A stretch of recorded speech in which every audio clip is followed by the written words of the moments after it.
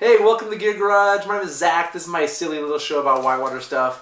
I've been doing a lot of episodes about rafting and kayaking lately, and I'm excited to get back to stand-up paddleboarding with my friend SUP Paul Clark. And he's our guest today. This is your second time you've been on the show. It's the second time. Yep. How's it been? It's been fantastic. Since being in your garage last, I've paddled probably 40 different rivers. Wow. I don't know. Did I go to New Zealand before? I don't know New Zealand. But river paddleboarding is what I do. Yeah. I'm doing the full van life thing, traveling from river to river, meeting new people who are paddling, and it's just a great way to see new places. And because I didn't come from the river before paddleboarding, everything I know about the river is from paddleboarding. Yeah, how to navigate the environment, conservation issues, recreation opportunities. Yeah. So, I love the river because of this platform that I'm on, standing up. It's super cool. And you only come to town once every month or two, maybe more. I'm in Hood River more now. Maybe you don't call me sometimes, but when you come to town, you typically call and we get together and paddle. And so it's nice when you're in town, checking in on us, making sure we're doing a good job out here. So thanks for stopping by. We paddled the hood today. It's my backyard run. It's where I did most of my paddleboarding. What are your thoughts about the hood? The hood is a test piece river for any river paddleboarder. The first time I was here, you took me a few years ago, and I was completely worked. I was destroyed. I was completely humbled. I think I swam every river, every rapid. I could have counted fish, and I should have. That should have been my mission. I should have been paddling. I should have just been counting fish. That was like me today. My knee still hurts from one of those falls today. It is a challenging river, and especially the D to Tucker Bridge, the section that we did today. There are moves to make. You and I was talking with Chris the other. We paddled with Chris today, and I was mentioning this to him that you have to be able to be self-contained if you're running this section. You have to recover quickly. You have to fall safely. You have to be aware of other people. You have to be at your A game for this, or you're going to get hurt, and you're certainly not going to enjoy it. I enjoyed this river today. I think it was at a perfect level, 4.5 feet. Probably even more fun at higher levels, but it's a test piece river, and I think some of the better river paddleboarders run this. And having it as your backyard rapid, you're in that category too. Yeah, I mean, it's where we learned. So it's kind of what we know. When we finally felt like we had the skills to do it was like a major expedition going there, and we did it maybe 5 or 6 times before we started feeling kind of comfortable on it. Like, is this safe? Should we be doing this? Yeah, it was a big deal. But a beautiful section with some hard rapids and then some good, fun play stuff in between. But definitely some challenges too. So, well, thanks for paddling with us. That was super fun. I today paddled the Hala Atcha, the 9.6, and I just got that board recently. And I'm pretty interested in it. I've been paddling a Badfish MCAT, and it's very different. It's a 6-inch board, so it's a lot thicker. It's a little shorter than what I'm used to, but it's a cool board. And I'm starting to get a feel for the differences between the MCAT and this more playful. It's playful to me, the Atcha. What do you think? You're a team paddler. What do you think about the Atcha? I'm a team paddler for Hala, so everything. I drive a big billboard that says Hala, but I'm not a person that says you have to paddle this or you're paddling wrong. Yeah. I think if you want a glass board, if you're paddling the type of river that requires plastic or inflatable or glass, retractable fins, long fins, 36 inches wide, 20 inches wide, it doesn't matter if it complements your style. Yeah. And Badfish has produced great boards. Their MCIT, the multi-chamber inflatable that you've had and paddled, it set people up for success right away because it's a stable platform. It's pretty stable, yeah. The technology that Hala, especially the Atchas, have with the retractable fin, the heavy buoyancy, the ridiculous amount of rocker, it's setting up people for technical abilities. Yeah. It might not be stable initially, which requires you as the paddler to find the sweet spots to move it around. You're going to have much more opportunities to excel and paddle more technical whitewater. It's definitely more maneuverable. It's different. It's a different sport. That's what I'm finding. Yep. And the MCAT has been seen more like a tank, where this is more of a maneuverable thing around a tank around the river. Yeah, and it's been good for me. But now being on these boards, they're a little more squirrely and playful, and I'm getting hammered quite a bit, but I'm enjoying it, and it's making me be challenged a little bit more. The retractable fin is super cool. A couple times today would go over a rock and I'd feel or hear it get retracted in. I'm like, oh man, I'm so glad I didn't hit a rock. I'm so glad I popped into the board. And Hala, is Hala the only company that has that retractable fin? Yes. Yeah, that's really cool. I don't even use fins on my other boards. I just cut them off because I don't even want them on there. So it's kind of nice to have one that isn't a problem when you hit rocks. The fin, hanging up your fin on a rock, especially if you've gone over a feature and you think you've gone over it and the fin holds and you swim. Swimming's complicated. You're vulnerable if you're in the water. So having technology and the technical ability to swim less is going to be great. Yeah, well, the worst swim is a fin. Oh yeah. I mean, when you're just paddling down, you're smiling, you're so happy, you're proud of yourself, and you hit a fin and you just get tossed face first into the water. That is my worst nightmare. I'm very conscientious of fin hits. Yeah. So that's my scariest type of swim. Usually when I know I'm going to hit a big feature or something and swim, I kind of know it's coming, I can prepare for it. But those fin hits are just unpredictable, kind of scary. And you said earlier that they have a ridiculous amount of rocker. I think it's a perfect amount of rocker.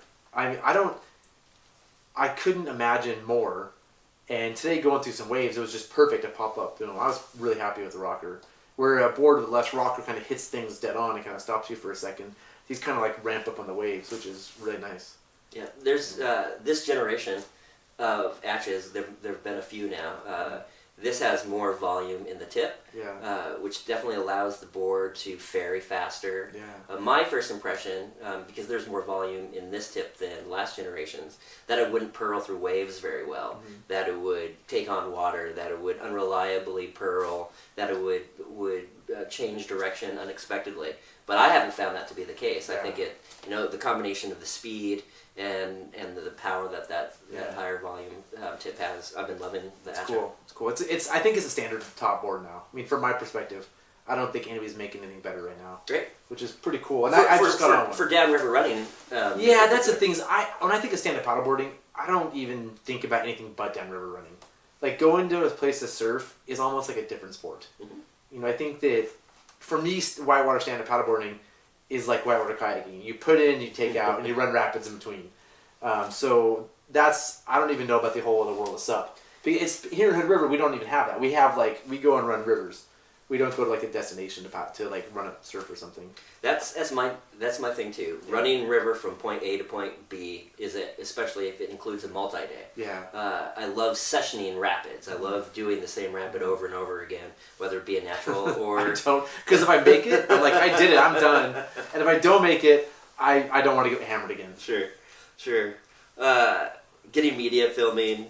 Challenging yourself. Bend, where I'm from, a rapid like Big Eddy, which is only 6 series of rapids, but the main notch is about 100 yards long.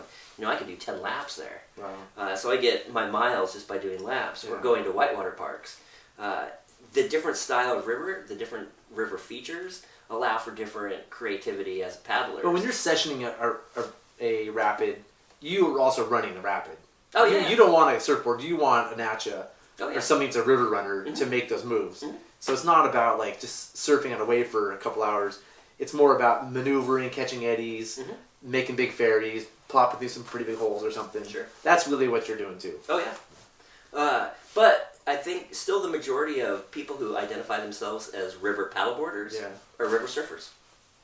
Yeah, that's not my world at all. I mean, here in the gorge, we just don't have a place to go surfing. So nobody here is a surfer. Yep. And I know when I went to Bend at the Whitewater Park, I was blown away by how many people were surfing at the Whitewater Park. And I know in Colorado, river surfing is big. But here in Oregon, we just don't have those features. And so those of us that do it, we're running rivers. Just and a lot of times we're with kayakers, rafters. We're just one more thing out there going to have fun for the day. And that's why I love living in Oregon and paddling in Oregon. Over the last 4 days, I've paddled 4 different rivers, all very different style. Today was the Hood River. Yesterday was the Clackamas with Luke Spencer of Clackamas River Outfitters, and he and his friends are river surfers. They're kayakers. They're a variety of things, and when they're on the board, they run the rivers really well. Yeah. But they really seek out river waves as well. So I spent time yesterday with the tip of the board facing upriver, spending time. Well, he was surfing, I was flailing and filming. But you know, the different places identify different styles. There's different styles, yeah. And that's what I love about the river. It's the river, but no, there's so much more to it. Yeah. The rivers have personalities just like the people who paddle on them. Yeah. And every place is going to be a little bit different. Yeah. So I can never get tied in with like, this is the best equipment, this is the best brand, this is whatever, because what works for you is best. Yeah, no, that makes sense. But speaking of gear, I think I'm really excited about this paddle that you designed with Sawyer. Yes. And I have been paddling Sawyer paddles for a while, and I just touched this today. I just grabbed it, and it felt really good.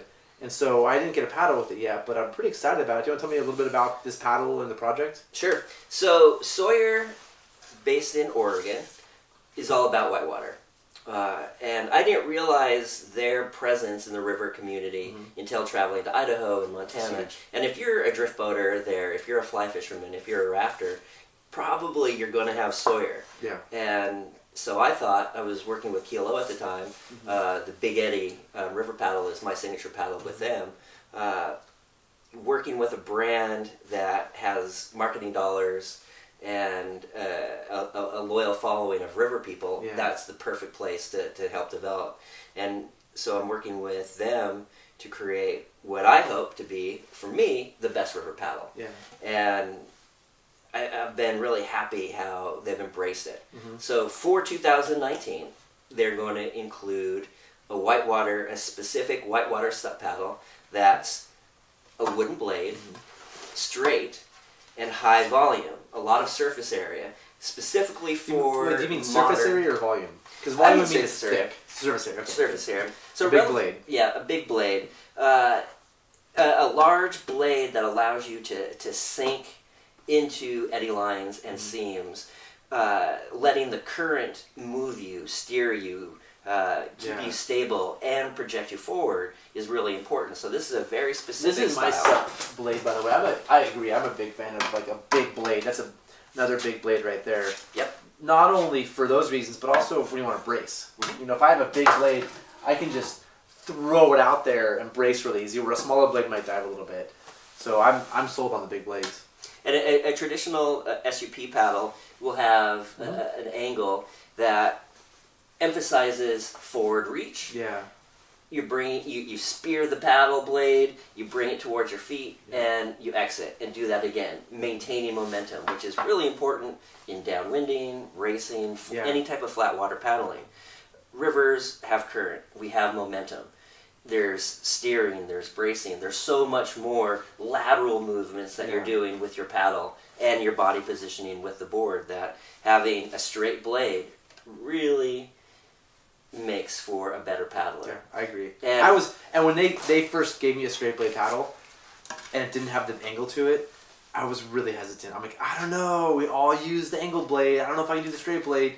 And it took one day in the water and I was sold. Good. I think it's the way to go too. It might be different for people, and like I said, find the product that works for you. Find the style. Yeah. I don't care if it's a shovel. If you're enjoying your river time, right now we're telling people what they should be using. Like it doesn't matter what they want. We're not telling them what they want. You want this, a big blade and it to be straight and not at an angle. I'm just going to tell you that's what you want. We're not even allow you to have a choice here. You will have a choice though, because Sawyer is going to have 4 versions of this. You're going to have a red cedar blade and shaft. This will actually be the price point paddle. Less expensive. Yes. Okay. You're going to have a fiberglass version, and you're going to have a carbon version. Those are the shafts. And you're also going to have a travel version. A breakdown. So we're working on that too. Cool. So this paddle is yet unnamed. It's January now. This month we're doing a naming contest. So follow Northwest Rafting, follow me, SUP Paul, and follow Sawyer, and you could name this paddle. Yeah, I mean, following us isn't going to help you. We're not going to talk about this. This is more of a SUP Paul Sawyer thing. So I'm going to follow. Don't follow him. I'm going to follow you guys, and I'm going to see if I can name it. I think you should name it, honestly, the Paul Clark signature paddle. I think that would be fun. Well, You should have just done that, but now that you've opened up to being named, we're taking votes. If you want to name it the Paul Clark SUP Paddle, go for it. I think they should, like, everyone should have a signature on it. That'd be pretty cool. So I'm going to vote for that, because I think that you designed it. I think it's a cool name. I also like the name Venom. Venom. The Venom paddle. It's just tough. Something tough. Something like, or like Battle Axe. Yeah. Something that's pretty burly. In terms of durability... The Battle Axe. Paddle Axe. The Paddle Axe. Maybe we just figured it out. The contest is over. We just decided. In terms of durability, which one's more durable, the fiberglass or the wood? Do you have any idea? For straight durability, the wooden shaft, I would suspect, is going to take a bigger beating because it's wood. Yeah. Fiberglass has its fracture points. Carbon has its fracture points. But weight reduction and anything could break if you run over it with a truck. Yeah. But we're looking to build the most durable paddles at a reasonable weight. Okay. Most people who see wood like the aesthetics, but initially will think, oh, this is a heavy paddle. This isn't heavier than any other whitewater paddle out there. And I would suspect it's going to be more durable. We have, just this wooden shaft has 3 fiberglass coats on it. Yeah. So, even though it's wood, it is a fiberglass shaft. It's not that heavy either. I was surprised how light it was. I think I would just get the wood one. I like the way it looks, and it's actually... If you like the looks, if you like the feel... Yeah, this one's maybe a little lighter, but this thing's pretty light. Huh. But if, the lighter the paddle, carbon is helpful for that, especially if you're going to be racing. Yeah. Super cool. Thanks for sharing that with us. I'm excited about this contest. I love contests. When's the contest going to be over? We're doing it this month. So at this point, it's not on Sawyer's website, but we'll make sure it's through their social media and through my social media. So by February, we'll have this paddle named. So do people vote on Sawyer's website?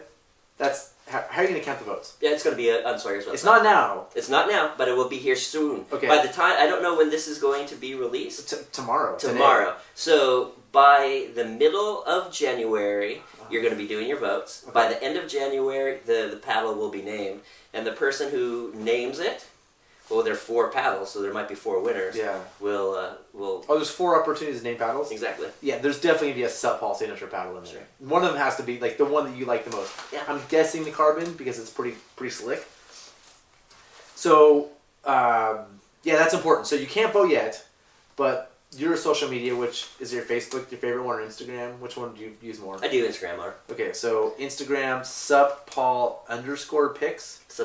SUP Paul pics. Or you can just hashtag SUP Paul, and that takes me to my website, SUPPaul.com. Yeah, and then, so follow SUP Paul on Instagram, and then when you can go on the website and vote, he'll let you know. Exactly. That sound about right? And exactly. I'll share that for sure, because I want these names to be pretty cool. I'm going to urge all of you to vote for SUP Paul signature paddle for at least one of them. All right, I'll take that.